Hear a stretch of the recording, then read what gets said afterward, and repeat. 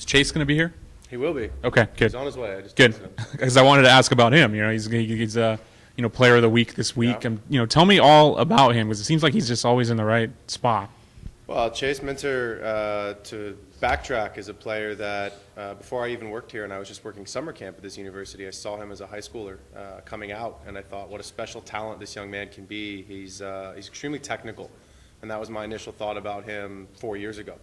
And now as a fourth-year student, but a third-year player here, he's not only one of our most technical guys, but he's one of our most competitive guys. And I think that comes out when you think back to the Fullerton match, where he is at halftime, as soon as the coaches finish speaking, he's one of the first guys, if not the first guy, to re-energize the players, to give them that motivation of, I don't care what the score is, we're going to come back and we're going to win this game. And then on the field, not only is he tremendous talent, but he puts the work in every training session. He wants to be better. He wants to be a pro. And I think he has that mentality and that mindset.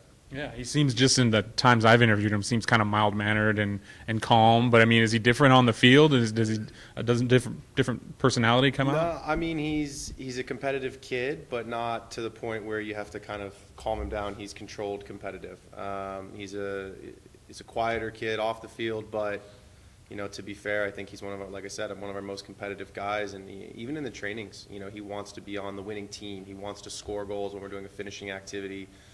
He wants to add his teammates in and get assists. He wants to win at everything. And I think that's a big reason for not only why he's our leading goal scorer, but why he's finding the net in those crucial moments in those big games. Yeah, that's what I was going to be my next question. What is it to his goal scoring and his assists, and why he's able to? I think it's a combination of multiple factors. The first is his positioning.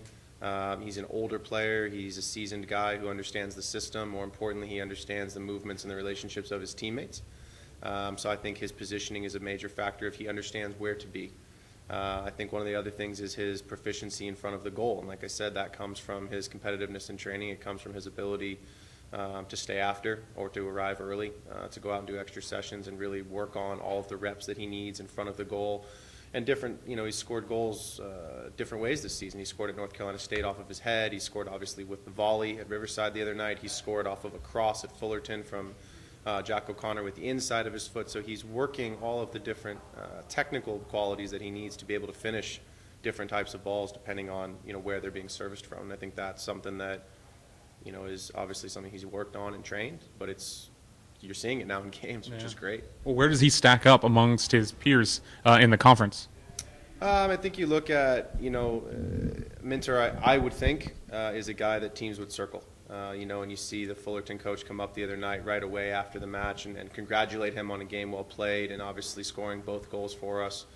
I would rate him very, very high. And, my expectation obviously is that he finishes in the second or even the first team of the conference. His stats are good enough to be there. I think he has the respect of the other coaches in the conference. He certainly has our staff's respect, but we see him every day. Yeah. So I think it's a little bit easier for us to say, how good he really is. But you look at, some of these games, and not only is he scoring goals, but he's even creating chances for other players to score goals, and that's ultimately why we're successful right now. Talk about Sac State and also playing teams now in the Northern Division. Yeah. Well, I think we talk about the season and the life of a season as having kind of three parts. The first part, obviously, is that non-conference schedule, and we felt we did very well in that. You talk about the South, and the way that I relate to our players, the South and the North, is that the South is the opportunity to pick up the points, but the North Division is really where the seedings come into play because you have the opportunity to play everyone twice. We've also reiterated to the players many times how difficult it is to go on the road and pick up points. So to gain 3 points against Riverside the other night, you feel very good about your group knowing that you can go on the road and win. And now going into a difficult Sac State environment where it's a 3 o'clock game in the afternoon, our preparation time is earlier, everything is moved up a couple of hours from our normal game time, doesn't matter. We have to go in, we have to win the game, and I think the preparation from the staff will be there. But more importantly, the boys understand that on the road is the same as any other place that you've played. You've got to go find the back of the net and you've got to defend well. Are you looking down the road at UC Santa Barbara, or you just take them a game at a time? Well, yeah, you take it a day at a time. I'm not even looking at Sac State on Saturday yet. It's funny, we talked as a staff after the Fullerton game, and I said how excited I was for this week because it was the first time really since preseason that we've had a full week to compete and to train. You look at most of our weeks, and we've had a midweek contest and then a weekend contest, and you think about, the day off, the mandatory day off, but then you also give the guys usually a day off to rest anyway. You don't really get much done. The day after a game, you don't train very intensely. The day before a game, you don't want to push them for fear of injury. So we think of this week as Monday through Thursday as 4 really good opportunities to train, to get better. Excited for training tomorrow. I think we've been good the first 2 days of the week. 2 more opportunities to get better, and then we worry about Saturday morning. Coach, you use a phrase which I think is awesome. You say, we want to play attractive soccer. Mm-hmm. Cal State Fullerton, did you guys play attractive soccer? In the second half, I think we absolutely did. And I also think that was a huge reason of why we scored 2 goals. You think about the first half, and I don't remember off the top of my head, but I think we were definitely outshot. Now, whether those are on frame or not or dangerous chances, that's kind of the scorekeeper's ability to make those choices. But at the end of the day, we were outshot, and we didn't create enough quality scoring chances, what we would consider Cal Poly soccer. And so I think you look at the second half and you say, they scored 2 goals. How'd they do it? They got the ball on the floor, they started adding numbers in, they started playing our way, and as a staff, we said to each other, this looks more like Cal Poly. So we're very pleased with the performance to come back from down 2-0, obviously 1-0 at the half, but then I think a 53rd minute goal from Fullerton, which we kind of look back and go, well, that didn't work. But to come back and score the 2 goals in 5 minutes, you feel really good about the way you played. To lose it at the end the way we did, I think it's one of those things you just chalk up and you say, look, with 4 starters out and 2 center backs, both starting center backs missing, sometimes soccer is a cruel and unforgiving sport. That's just one of those days where there's just not much you can do in the end. I think we did enough to put ourselves in a position to be there at the end, to get ourselves to overtime. You can't do much else. What is attractive soccer?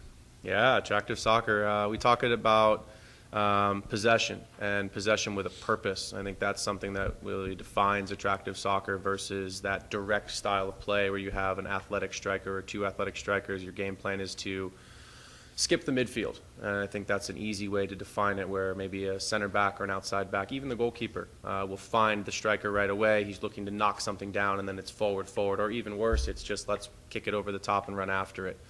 Our style of play is more possession-oriented with a purpose. One of the things that I always say personally is that possession must lead to penetration, and that's obviously getting the back 4 turned for us to be able to go in behind them and then ultimately serve a ball in the box or go in a 1v1 moment. I think it's positional, and certainly adding our guys into the midfield, playing through the lines. We talk about the back 4 as a line, the midfield as a group of lines, multiple lines, the strikers being on multiple lines. And so I think when you talk about attractive soccer, we play through all of the lines. We talk about the term build-up. Instead of just kicking the ball down the field, we want to ultimately pass the ball from the back into the midfield, into the strikers, and if we need to move the ball, what we call in rotation, from one side to the other, ultimately that's what we feel is going to lead to then penetration, where we're able to either produce a cross or, like I said, one of those individual moments, 1v1, where we can get a shot on frame, quality chance on frame. Any more questions, Coach? All right. Thanks, guys.